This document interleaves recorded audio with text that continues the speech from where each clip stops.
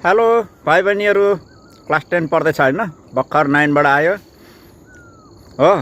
Exercise 1.3 को question number 1 हेरेको त √3 √5 प्रुफ गर्नु अरे इरेसनल नम्बर हुन्। हट, कोही मान्दैन। तर एकजना मेरोमा एउटा भाइ छ कि, एकजना नानी पहिला चाहिँ मानेन कि, त्यहाँबाट एकपल्ट गरे काबु भयो। हामी मान्दैन हो। त्यहाँबाट 2 पल्ट 3 पल्ट 4 पल्ट प्र्याक्टिस गरेपछि अहिले त आमामा छक्कै परे। अब क्या छक्कै परे। त्यसले गर्दा नि तपाईँले पनि त्यसरी ट्राई गर्नुहोस् कि त्यहाँनिर तपाईँ डिस्क्रिप्सन बक्समा जानुहोस् हो। डिस्क्रिप्सन बक्समा जानुहोस्, तपाईँले पाउनुहुन्छ √2 इरेसनल भनेर प्रुफ गर्ने, √3 इरेसनल भनेर प्रुफ गर्ने, अन्त √5 इरेसनल भनेर प्रुफ गर्ने। यो त बुकमा पनि दिएको छ। √6 इरेसनल, √7 √8 √9 √10 जतिको रुट होस् न, पर्फेक्ट कुनै छ पर्फेक्ट। यो चाहिँ मैले तपाईँलाई ढाँटेको नि कि लु ट्राई गर्नुहोस् त, जस्ट ट्राई मात्रै गर्नुहोस्। त्यसलाई नि √6 सकेर √7 मा जानुहोस्, √8 मा जानुहोस्, तल लिङ्कमा तपाईँ चेक गर्दै जानु, सब दिएको छ सबै तपाईँको लागि। लु स्टार्ट गरौँ है। आजको lesson class 10 math chapter 1 real number को कन्टिन्यू एक्सर्साइज 1.3 को क्वेसन नम्बर 1 को question number 1 proof that √2 is irrational. Very important for examination. यो एक्जाममा आउँछै आउँछ, तर क्वेसन पेपर बनाउने चाहिँ म होइन है फेरि। ल ल ल हामी सुरु गरौँ। ल यो कसरी त गर्छ भन्दाखेरि चाहिँ जसरी तपाईँले √7 को √5 को गर्नुभयो, √3 को गर्नुभयो, यो तल डिस्क्रिप्सन बक्समा तपाईँले चेक गर्न सक्नुहुन्छ। त्योभन्दा अगाडिको भिडियो हेर्नुभयो होला।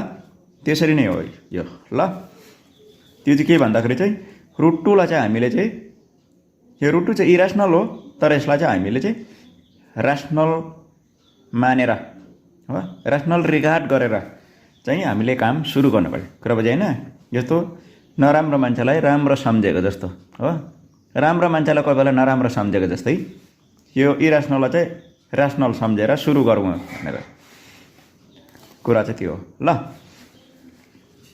लेट √2 बी अ रेसनल हो। अब यसलाई रेसनल भनिसकेपछि यसको चाहिँ हामीले चाहिँ p/q अथवा a/b दुईटा इन्टिजर छ, पाउँछ भन्ने कुरा आउँछ हो। त्यसको लागि हामी यहाँ लेखौँ we have to find 2 integers a and b। p and q लेख्दा हुन्छ a and b। यो a माथि बस्ने, b मुनि बस्ने हो। Where b not equals to 0 भनेपछि यसको डिनोमिनेटरमा बस्ने चाहिँ यो हो, न्युमिरेटरमा बस्ने चाहिँ यो हो। यो चाहिँ 0 हुनै हुँदैन हो, 0 हुनु हुँदैन। एन्ड अर्को condition a and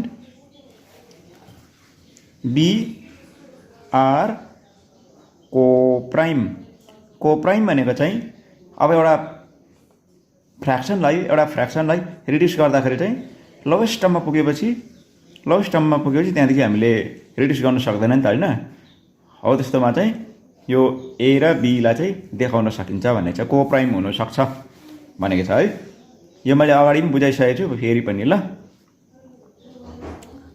such that भनेको चाहिँ अब यो √2 लाई चाहिँ अब हामीले यसरी लेख्न सकिन्छ। √2 हो, यो a/b चाहिँ यो चाहिँ कोप्राइम भयो। कोप्राइम भनेको यहाँनिर कमन फ्याक्टर छैन हो। यसको मतलब √2 लाई हामीले रेसनल नम्बर मानिसकेपछि चाहिँ यो a/b चाहिँ कोप्राइम हुन्छै हुन्छ। यसमा के छैन? कमन फ्याक्टर छैन। के छैन? कमन फ्याक्टर छैन। यहाँनिर कमन फ्याक्टर छैन हो। हामीले जे मानेको छ त्यही हुनु पर्यो हो।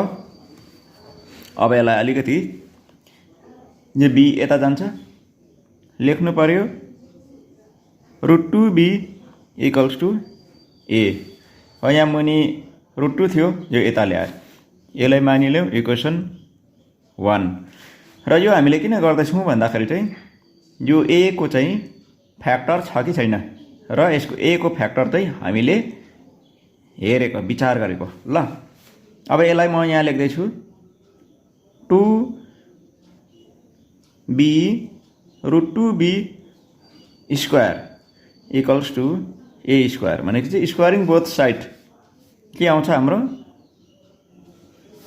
2b square equal to a square भयो।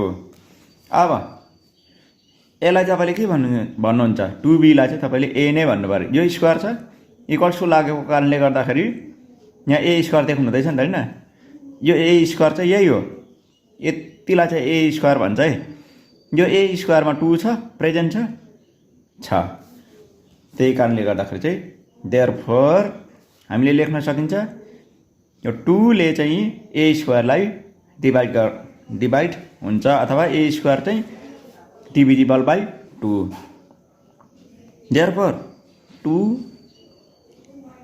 can divide a square implies 2 can divide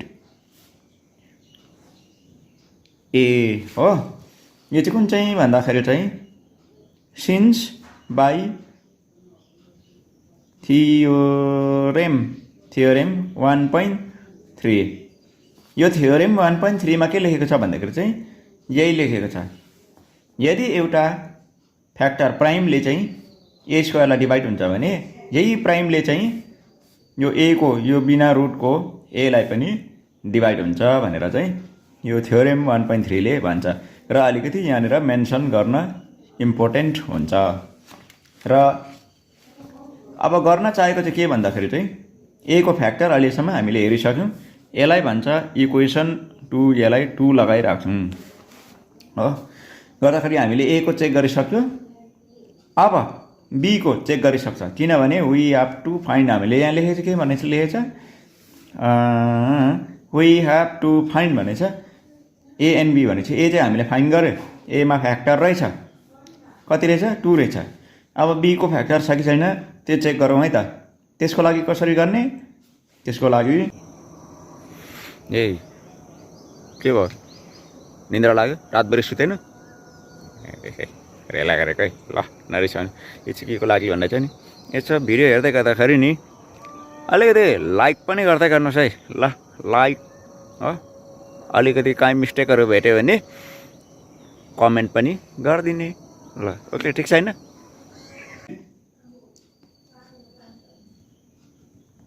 putting A equals to 2C लगाइदिउँ हो A equals to 2C यहाँनिर कुनै पनि लेटर तपाईले लिन सक्नुहुन्छ जस्तो 2x लगाउँदा पनि भयो 2C in putting A equals to 2C in 1 oh we have के हुँदो रहेछ भन्दाखेरि चाहिँ 1 यही हो यहाँ 1 मा के छ इक्वेसन √2 छ b छ इक्वल्स 2 छ a को प्लेसमा चाहिँ कति हाल्नु अरे 2c हो त्यहाँबाट अब यसलाई स्क्वायर गर्यो बोथ साइड स्क्वायर गरिदिँदा के हुन्छ होला स्क्वायर गरिदिँदा अब यसलाई म स्क्वायर हाल्दै त ल अब स्क्वायर हाल्दाखेरि चाहिँ जे स्क्वायरले गर्दा स्क्वायरले रुट काटिन्छ 2 यो b मा स्क्वायर लाग्यो b स्क्वायर भइहाल्यो 2b स्क्वायर अब राइट साइड पट्टिको कुरा गरौँ 2 मा स्क्वायर लाग्यो 4 भयो c मा स्क्वायर लाग्यो c स्क्वायर भयो बुझ्नु भयो होला नि हैन यो स्क्वायर सल्भ गरेर यहाँ छ यहाँको स्क्वायर सल्भ गरेर यहाँ छ ल अब यसमा हामीले यो 2 यता गएपछि काटिन्छ गर्दाखेरि अब हेर्नुस् यो 2 1 जा 2 2 2 जा 4 हो गर्दाखेरि यहाँ त 1 मात्रै बस्यो लेख्न सकिन्छ यसलाई b स्क्वायर उतापट्टि लेखिन्छ c 2c स्क्वायर अब है यहाँ b मा स्क्वायर छ नि त हैन यहाँ पनि स्क्वायर छ गर्दाखेरि यो डल्लै तपाईले c स्क्वायर अगाडि 2 एउटा फ्याक्टर छ यसको मतलब हामीले लेख्न सक्छ देयरफोर 2 डिवाइड्स b स्क्वायर यसको मतलब प्राइमले b स्क्वायरलाई डिवाइड हुँदैछ भने इम्प्लाइज 2 डिवाइड्स b हो b स्क्वायरलाई डिवाइड हुन्छ भने b लाई पनि डिवाइड हुन्छ हो हाम्रो यो के हो यो पनि थ्योरम 1.3 थ्योरम 1.3 ले के भन्छ यही भन्छ हो अझै म अलिकति बुझाउँछु जस्तै एउटा प्राइमले हैन एउटा प्राइमले डिवाइड गर्छ रे a स्क्वायरलाई भने यही प्राइमले a लाई पनि डिवाइड हुन्छ हो सपोजिङ हाम्रोमा कुरा आयो 3 ले a स्क्वायरलाई डिवाइड हुन्छ भने 3 ले a लाई पनि डिवाइड हुन्छ यो सबै यो थ्योरम 1.3 ले भन्न खोजेको जस्तो अब 5 ले a स्क्वायरलाई डिवाइड हुन्छ भने a लाई पनि हुन्छ यसरी ल अब a लाई लेखौं 3 हो 3 अब यहाँनेर फ्रम 2 and 3 लेखौं है हामीले के पाउँछौं त भन्दाखेरि from 2 and 3 we have 3 yep a and b have ये we have मा लेखौं a and b have a and b have at least 2s common factor हो common factor at least 2s common factor and a and b are not co-prime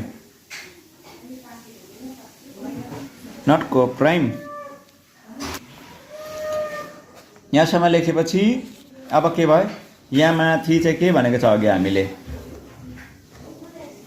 a and b are co-prime भनेको थियो हो co-prime भनेको चाहिँ यसको चाहिँ common factor छैन भन्ने अहिले चाहिँ यहाँ तल के भयो a र b को कमन फ्याक्टर आयो किन भन त 2 ले a लाई पनि डिवाइड गर्छ 2 ले b लाई पनि डिवाइड गर्छ गर्दाखेरि a लाई डिवाइड जाने र b लाई डिवाइड जाने 2 त कमन फ्याक्टर भयो कमन फ्याक्टर छ भनेपछि कमन फ्याक्टर पाउनु साथ a र b को त कमन को प्राइम होइन हैन यही हो त्यसले गर्दाखेरि चाहिँ therefore hence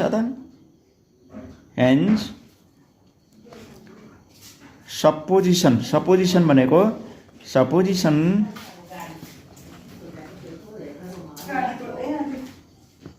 that root 2 is rational root 2 लाई हामीले rational सम्झिनु चाहिँ के हो wrong गलत हो therefore root 2 is irrational ल आजको लेसन यहाँ सकिँदैछ फेरि एकचोटि अलिकति यहाँ कन्ट्राडिक्सन चाहिँ यो मेथड चाहिँ के हो भन्दाखेरि चाहिँ इरेसनललाई चाहिँ रेसनल भनेर थाल्नु अन्त कोप्राइम हो भनेर थाल्नु भएर यहाँनेरि कन्क्लुजन चाहिँ के आउँछ भन्दाखेरि चाहिँ कोप्राइम पनि होइन हो कोप्राइम पनि होइन अन्त ऱ्यासनल भनेर ठान्नु भरे के हुन्छ? इरेसनल हुन्छ।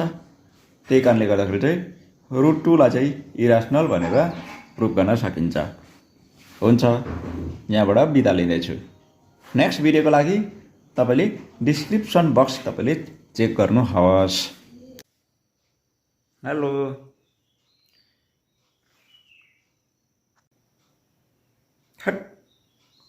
रुट 2 लाई इरेसनल भनेर प्रुभ गर्न आउँदैन भनेर तपाईँलाई भन्ने कस्तो लाग्छ? त्यसले गर्दाखेरि कसैले पनि तपाईँलाई त्यसो भन्न नपाओस्। त्यसले गर्दा राम्रोसँग सिक्नुहोस् है ल।